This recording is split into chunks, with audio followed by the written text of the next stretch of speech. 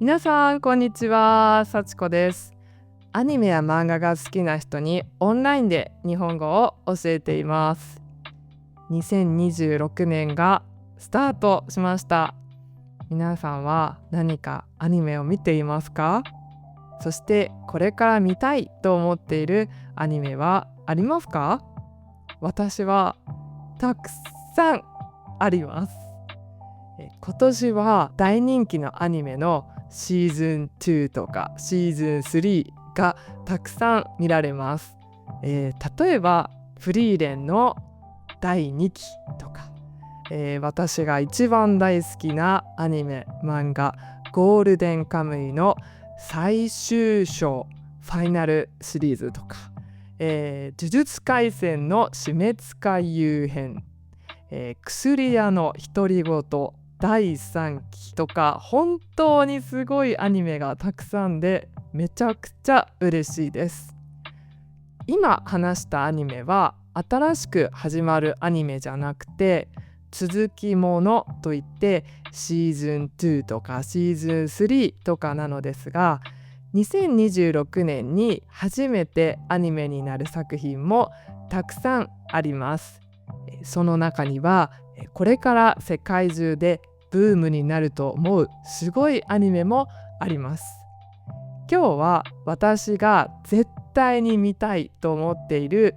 新しいアニメを紹介したいと思います。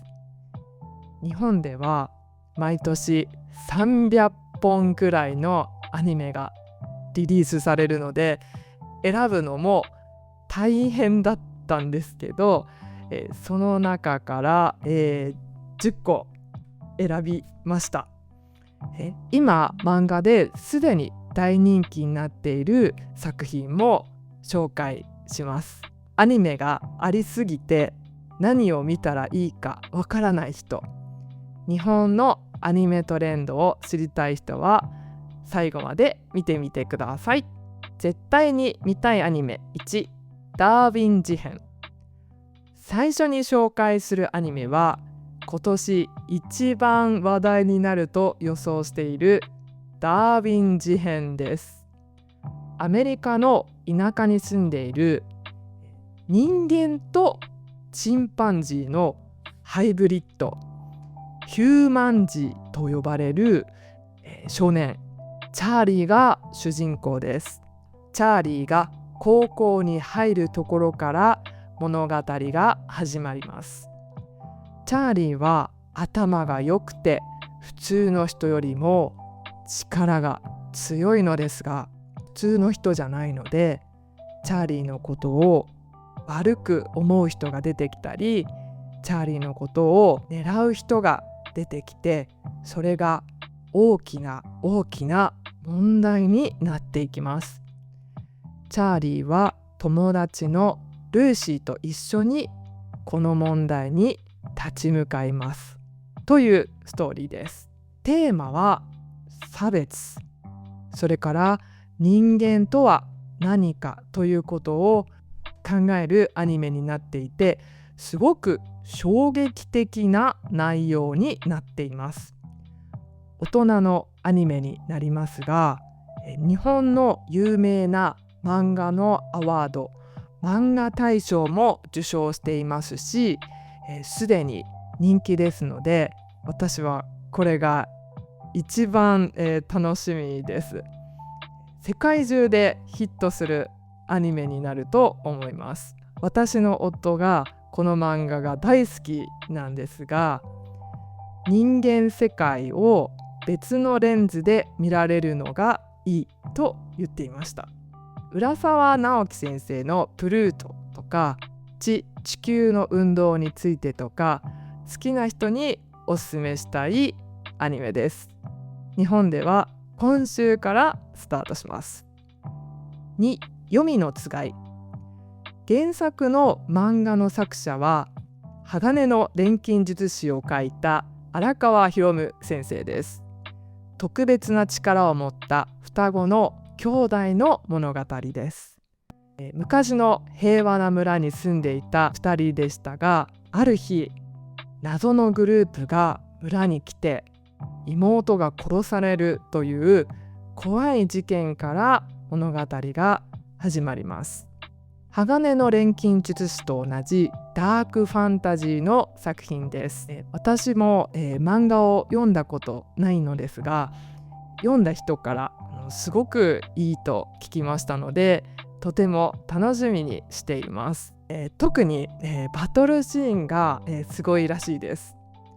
鋼の錬金術師はすごくいい作品でしたから、絶対楽しいはずです。こちらは2026年の4月から2クール、放送する予定ですので、長い時間楽しめそうですね。3、ジョジョの奇妙な冒険スティールボールラン。3月にネットフリックスでスタートするジョジョの奇妙な冒険第7部のお話です。1890年のアメリカでジョニー・ジョースターたちが馬に乗って長い長いレースに参加しながらいろいろな敵と戦うストーリーです。大人気漫画ジョジョの奇妙な冒険のシリーズの、一つですが、この作品は日本よりも海外の方が人気がある作品です。世界で一番大きいレビューサイトマイアニメリストというサイトでは世界で2番目に人気の漫画です。アメリカのジョジョファンからは昔のアメリカの世界がリアルだと聞いています。主人公のジョニー・ジョースターはアニメの主人公では珍しく足が悪くて、さらに最初子供っぽいダメな性格なのですが、この彼の成長のストーリーも素晴らしいそうです。私も漫画は読んでいないのですが、とっても楽しみにしています。4、おじさんは可愛いものがお好き。こちらは前におすすめの漫画で紹介したものと同じ、おじかわ、おじさんは可愛いものがお好きです。前のビデオでいつかアニメになると思うと言っていたら、次の日本当にアニメになると決まってびっくりしました。可愛いものが大好きな40歳のサラリーマンのお話です。可愛いキャラクターパグ太郎が大好きなかっこいいおじさんが主人公なんですが、このことを隠して生活しています。でも可愛いものが好きだと何回もバレそうになってドキドキする、そんなお話です。この作品のテーマはオタクの推し活です。推し活というのは好きなキャラクターやアイドルにお金を払って応援すること、イベントに行ったりグッズを買ったりすることです。今の日本文化がすごくよくわかるいい作品です。まだいつやるか、声優もわからないんですが、このパグ太郎も人気になると私は予想しています。詳しいことは、こちらのビデオで、熱く話していますので、ぜひ見てみてください。ここからはもう少しスピーディーに紹介していきます。5番マオ。こちらはダンマ2分の1犬夜叉うるせえやつらを書いた高橋留美子先生の新しい作品です。なのかという女の子が鬼滅の刃と同じ時代、今から100年前の大正時代にタイムスリップして陰陽師の魔王と会うという話です。ダークファンタジーです。犬夜叉みたいに妖怪がたくさん出てくるみたいですね。主人公の魔王がビジュアルがすごく、よくって、声優が進撃の巨人のエレン・イエーガーで有名な梶裕貴さんということで、見る前からファンになりそうです。今年の春にスタート予定です。こちらも楽しみですね。6、神の雫。神の雫の原作は日本や韓国でワインブームを起こした大人気ワイン漫画です。この神の雫の漫画のおかげで私もワインのことを勉強しましたし、いろいろなワインを飲むきっかけにもなった思い出の漫画です。ワインが好きな人、ワインを楽しく勉強したい人、それから、料理も美味しそうなものが出てくるので、料理アニメが好きな人にもおすすめです。今年のいつやるかはわからないのですが、これを見たらワインが飲みたくなると思います。7、幻想水湖伝。今までのアニメは全部原作が漫画でしたが、これは原作が RPG ゲームで、